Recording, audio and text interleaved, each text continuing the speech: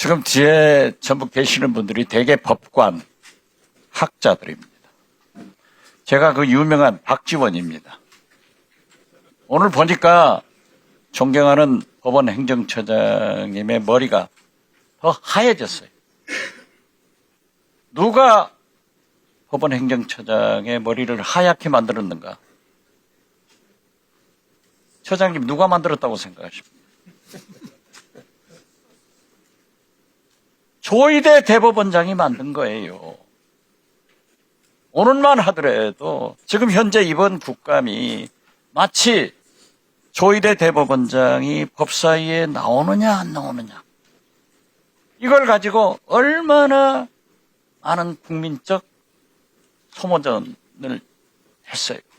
다행히 어제 조희대 대법원장이 불출석 사유서도 아니고 의견서를 제출하니까 존경하는 추미애 위원장과 많은 대화를 한 것으로 알고 있습니다. 오늘 조희대 대법원장이 법사위에 출석한 것은 역사적인 일입니다. 김병로 초대 대법원장은 그날 국회에서 의결해서 하니까 본회의까지 나와서 설명을 했어요.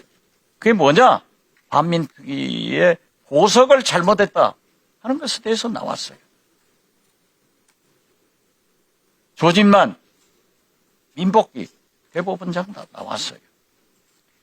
그런데 이 박정희 유신헌법이 국정감사를 없애고 안 나왔는데 그 후로 그런 관례가 생겼습니다마는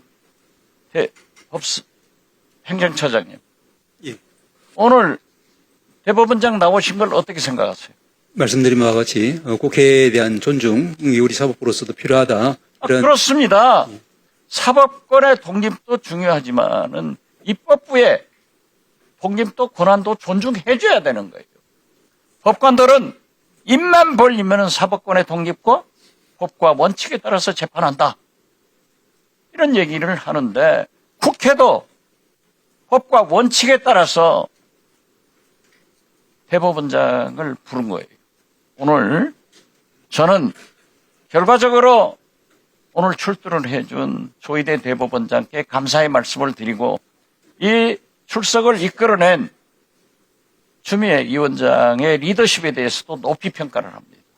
그리고 이 사이에서 가슴앓이한 머리가 하얘진 우리 천대엽 법원 행정처장님의 노고에 대해서 진짜 진심으로 존경하고 찬양의 말씀을 드립니다. 자, 오늘 법사위원장께서 의석수도 아니고 교섭단체 수로 3명, 비교섭단체 1명, 7명이 질문을 했습니다. 국민의힘 의원들은 자기들 질문은 다 하고 민주당이 질문을 하려고 하니까 떠들어서 난리가 났는데요. 이따 우리 국정감사가 끝날 때 대법원장이 다시 나오죠? 마무리 말씀 하셔야 되기 때문에 저희들도 그렇게 준비는 하고 있습니다. 그렇죠. 그때 제가 듣고 있기로는 오늘 질문에 대한 것도 답변한다. 이렇게 말씀하고 있는데 소상히 잘 답변해 주실 것을 꼭 말씀드려 주세요. 그리고 지금 조희대 사법부에서 재판이 엄청나게 딜레이 되고 있습니다. 그런데 우사인 볼트보다 더 빠르게 이재명 재판은 대법원에서 이틀 만에. 그런데 가장 중요한 것은요. 저도 재판을 받고 있지만은 수십만의 민사 형사 재판을 받고 있는 우리 국민은 법관이 내 재판장이 기록도 읽어보지 않고 재판할까? 이걸 가장 의심하는 거예요. 맞습니다. 그런데 이번 사법부에서는 조희대 대법원에는 기록도 읽어보지 않고 7만 쪽 350건 분량의 그 기록을 이틀 만에 이건 얘기가 안 돼요. 그렇기 때문에 저는 이 한 가지라도 좀 사법부가 분명하게 국민들한테 얘기를 해 주셔야 됩니다.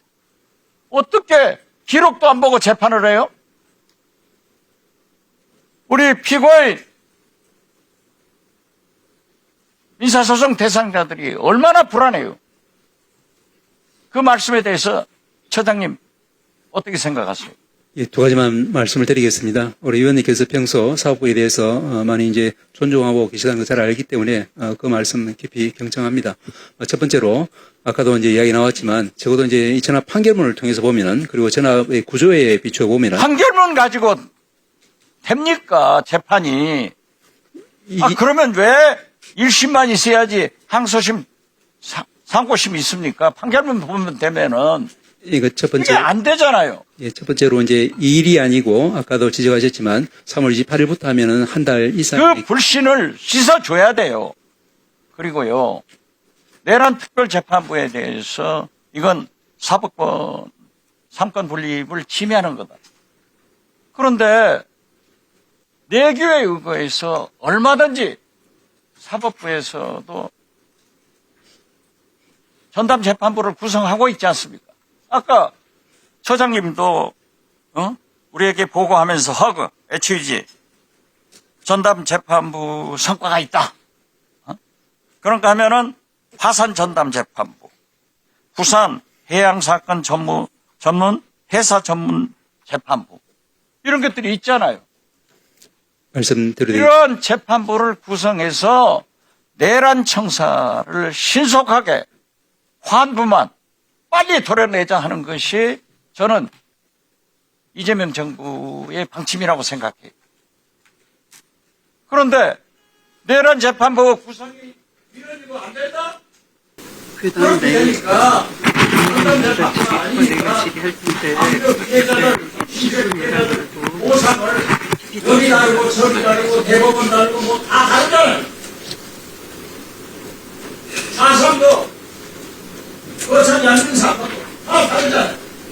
그렇기 때문에 이 중차대한 내란을 전담재판부가 재판을 해서 신속하고 정확한 판결을 내려주라 하는 것이 우리 여당의 요구이지 재판을 간섭하는 게 아니에요. 왜 자기들이 필요하면 내교육에서 전담재판부를 만들고 그 재판부는 뭐예요? 이건 아니지 않습니까? 우리가 무슨 가정법원을 만들자는 거예요? 내란 법원을 만들자는 거예요? 그래서 저는 지금이라도 내란 전담재판부가 만들어서야 신속하게 재판을 정확하게 할 수 있다 이렇게 생각하는데 이 문제에 대해서 소장님의 견해를 예. 위원님 말씀하신 것처럼 일반적 정형적 반복적인 사건에 대해서 이제 전담재판부를 만드는 그런 부분은 이제 지금 말씀하신 것처럼 내규에서 얼마든지 가능하고 또 많이 해왔습니다. 그렇지만 현재 진행 중인 사건, 특히 이제 이번에 12월을 목표로 해서 지금 이제 결심을 앞두고 있는 이제 이와 같은 내란 사건에 대해서 재판부를 교체하는 취지에서의 어떤 특별재판부를 만든다라는 것은 정식으로 그 부분은 어떤 현재 그 법관들의 어떤 사법권, 재판권에 이제 대한 어떤 직접적인 어떤 관여 간섭이 될 수 있기 때문에 이 부분에 대해서는 아마도 모든 법관들이 거기에 대해서는 받아들일 수 없다는 취지를 이제 밝히고 있는 것으로 압니다. 그래서 이제 위원님이 말씀하신 그런 취지하고 지금 현재 국회에서 논의되고 있는 이제 내란 특별재판부는 그 결이 다르기 때문에 이 부분에 대해서는 다시 한번 말씀드리면은 우리 헌법적인 관점에서 조금 이제 그 받아들이기가 쉽지 않다 이런 말씀을 다시 한번 드립니다. 조인의 대법원장 법사위 출석을 반대하시던 대법원이 오늘 출석 안 됐잖아요. 잘 조정을 했어. 이것이 정치예요. 그러니까 전담재판부도 그렇게 해야 된다 하죠. 보세요. 사법부 영장이 얼마나 엉망이냐면은 이준석 전 강풍의 의장 6번 경찰 출두 거부하니까 체포영장 발부해주고 체포하니까 내줘라. 이건 뭐 미국 재판부입니까? 일본 재판부입니까? 일본 적이 없다고요. 그러니까 국민들은 사법부에 불신이 커지는 거예요. 그래서 그러한 지점이 있으면 조정을 해서 빨리 정상경감으로 만들어 주십시오. 예, 저희들 말씀하신 것처럼 현재 중앙에서 진행되고 있는 재판에 대해서는 중앙법원뿐 아니라 행정처 차원에서도 모든 지원을 지금 전폭적으로 다 쏟아붓고 있습니다. 그 점만 말씀드리겠습니다.